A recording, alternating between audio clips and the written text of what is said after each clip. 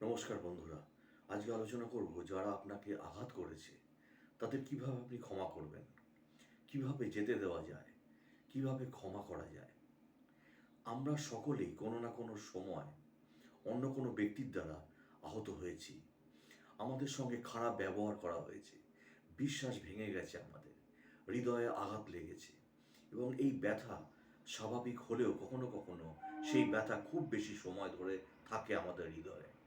আমরা বারবার ব্যথা পুনরুদ্ধার করি এবং ছেড়ে দেওয়া কঠিন সময় এটি। এতে সমস্যার সৃষ্টি হয়। এটি কেবল আমাদের অসুখী করে না আমাদের জীবনে, তবে সম্পর্ককে টেনশন বা নষ্ট করতে পারে।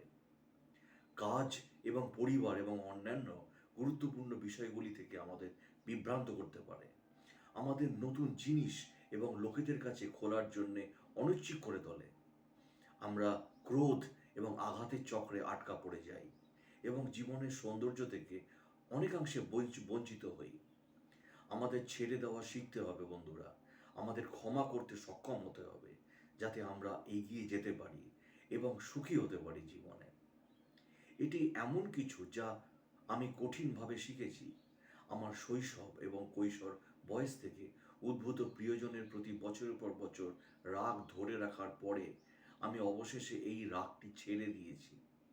আমি ক্ষমা করেছি এবং এটি শুধুমাত্র এই প্রিয়জনের সাথে আমার সম্পর্ককে অসাধারণভাবে উন্নত করেছে তা নয়, এটি আমাকে আরও সুখী করতে সাহায্য করেছে জীবনে। ক্ষমা আপনার জীবন পরিবর্তন করতে পারে। ক্ষমা করার অর্থ এই নয় যে আপনি অতীত মুছে ফেলুন বা যা ঘটেছে তা একেবারে ভুলে যান। এমনকি এর মানে এইও নয় যে অন্য ব্যক্তি তার আচরণ পরিবর্তন করে ফেলবে। আপনি এটি নিয়ন্ত্রণ করতে পারবেন না। এর অর্থ হলো আপনি রাগ এবং ব্যথা ছেড়ে দিচ্ছেন এবং এটি ভালো জায়গায় আপনাকে নিয়ে যাচ্ছে। এটি সহজ না, কিন্তু আপনি এটা করতে শিখতে পারেন। আপনি যদি ব্যথা ধরে রাখেন দীর্ঘদিন, এটিকে উপশম করেন এবং ছেড়ে দিতে না পারেন এবং ক্ষমা করতে না পারেন, তাহলে আপনার জীবনে অনেক সমস্যা আসতে পারে। ছেড়ে দিতে প্রতিশ্রুতিবদ্ধ হতে হবে। আপনি এটি 1 সেকেন্ডের মধ্যে করতে যাচ্ছেন না, বা এমনকি একদিনের মধ্যেও করতে যাচ্ছেন না। কিছু সময় কাটিয়ে উঠতে সময় লাগে। তাই পরিবর্তনের প্রতিশ্রুতি দিন, কারণ আপনি বুঝতে পেরেছেন যে ব্যথা আপনাকে কষ্ট দিচ্ছে মনে মনে। ভালো এবং অসুবিধা সম্পর্কে চিন্তা করুন। এই ব্যথা আপনি কি সমস্যার কারণ? এটা কি এই ব্যক্তির সাথে আপনার সম্পর্ককে প্রভাবিত করছে? অন্যদের সাথে? এটা কি কাজ এবং পরিবারকে প্রভাবিত করছে? এটি কি আপনাকে আপনার স্বপ্ন পূরণ করা বা একজন ভালো মানুষ হতে বাধা দিচ্ছে? এটা কি আপনাকে অসুখী করছে? এই সমস্ত সমস্যার কথা চিন্তা করুন এবং উপলব্ধি করুন যে আপনাকে পরিবর্তন করতে হবে। তারপরে ক্ষমার সুবিধাগুলি সম্পর্কে চিন্তা করুন। এটি কিভাবে আপনাকে আরও সুখী করবে, আপনাকে অতীত এবং ব্যথা থেকে সম্পূর্ণভাবে মুক্ত করবে, যেটি আপনাকে ভেতরে ভেতরে করে খাচ্ছে। আপনার সম্পর্ক এবং সাধারণভাবে জীবনের সাথে জিনিসগুলোকে উন্নত করবে। উপলব্ধি করুন আপনার একটি পছন্দ রয়েছে। আপনি অন্যদের কর্ম নিয়ন্ত্রণ করতে পারবেন না এবং চেষ্টা করা উচিতও নয়। তবে আপনি কেবল আপনার ক্রিয়াকলাপ নয়, আপনার চিন্তা ভাবনাকেও নিয়ন্ত্রণ করতে পারেন। আপনি আঘাতের উপশম করা বন্ধ করতে পারেন এবং এগিয়ে যাওয়া বেছে নিতে পারেন। তোমার মধ্যে এই ক্ষমতা আছে। আপনি শুধু এটি কিভাবে করবেন? তাহলে আপনাকে সহানুভূতিশীল হতে হবে। এটি চেষ্টা করুন নিজেকে সেই ব্যক্তি থেকে সরিয়ে নিয়ে আসুন। বোঝার চেষ্টা করুন যে লোকটি আপনার সঙ্গে কি করেছে। এই ধারণা থেকে শুরু করুন যে ব্যক্তিটি খারাপ ব্যক্তি না সঠিক ব্যক্তি। তবে কিছু ভুল হয়তো আপনার জীবনে হয়েছে। সে কি ভাবছিল আপনার বিষয়ে, অতীতে তার কি ঘটতে পারে, তাকে যা করেছে আপনার সঙ্গে, তিনি এটি করার সময় কি অনুভব করতে পেরেছেন বা পারতেন, বা পরে তিনি কি আপনার সম্বন্ধে অনুভব করেছেন যেটি তিনি আপনার সঙ্গে সঠিক ব্যবহার করলেন কিনা। তার এখন কেমন লাগছে? সে কি প্রায়শ্চিত্ত বোধ করছে, অনুশোচনা বোধ করছে যেটি আপনার সঙ্গে তিনি করেছেন? আপনি বলছেন না যে তিনি যা করেছেন তা ঠিক বা বেঠিক, কিন্তু পরিবর্তে বোঝার এবং সহানুভূতির আপনি চেষ্টা করছেন। আপনার দায়িত্ব বুঝুন, যা ঘটেছে তার জন্য আপনি কিভাবে আংশিকভাবে দায়ী হতে পারেন তা বের করার চেষ্টা করুন। এটি প্রতিরোধ করার জন্য আপনি কি করতে পারতেন যেটি আপনি করেননি, এবং আপনি কিভাবে এটির পরেও বারবার ঘটতে বাধা দিতে পারতেন।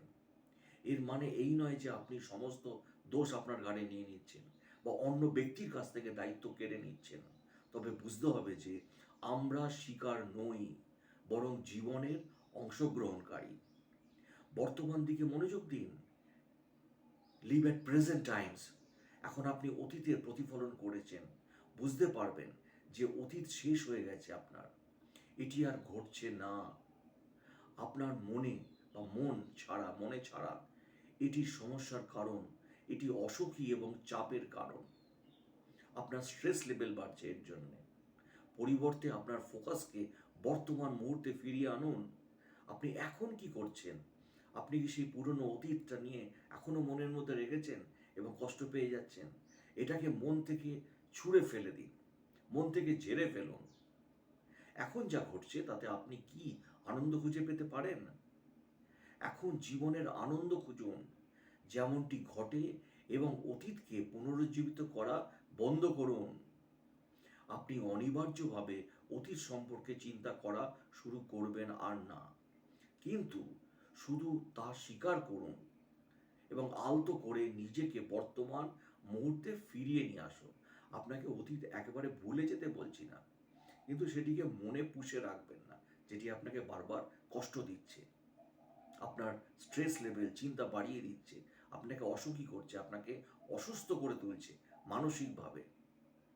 শুধু শারীরিকভাবেই তো আমরা অসুস্থ হই না, মানসিকভাবে অসুস্থ হওয়া একটা বিরাট কারণ আমাদের মনের। মনকে সতেজ রাখুন, মনের পুনরুদ্ধার করুন, পুনরুজ্জীবিত করুন। শান্তি আপনার জীবনে প্রবেশ করার অনুমতি দিন শান্তিকে।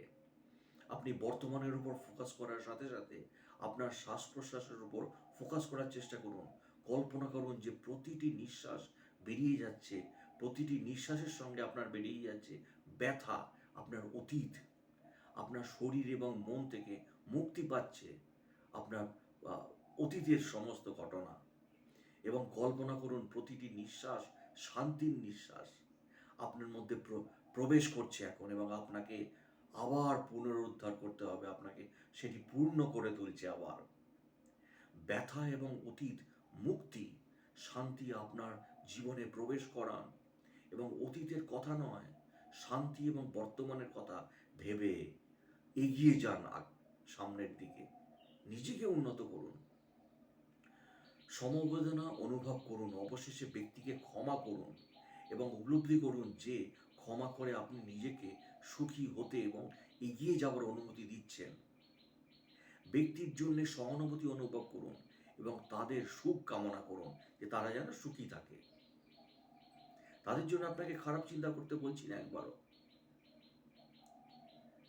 এটি সময় লাগতে পারে আপনার জীবনে, কিন্তু আপনি যদি এই পয়েন্টে আটকে থাকেন, তবে আপনি এখানে না পৌঁছানো পর্যন্ত আপনার মনে সেই কষ্টটা রয়ে যাবে। তাই জীবনে অতীত ভুলে যান, অতীত যে ঘটেছে, সামনের দিকে এগিয়ে যান, নিজেকে পুনরুজ্জীবিত করুন এবং ক্ষমা করে দিন, ক্ষমা করা শিখুন। ভিডিওটি দেখার জন্য অসংখ্য ধন্যবাদ। আর যদি ভিডিও আপনার ভালো লাগে, প্লিজ চ্যানেলটিকে সাবস্ক্রাইব করুন, শেয়ার করুন, আর ভালো থাকুন।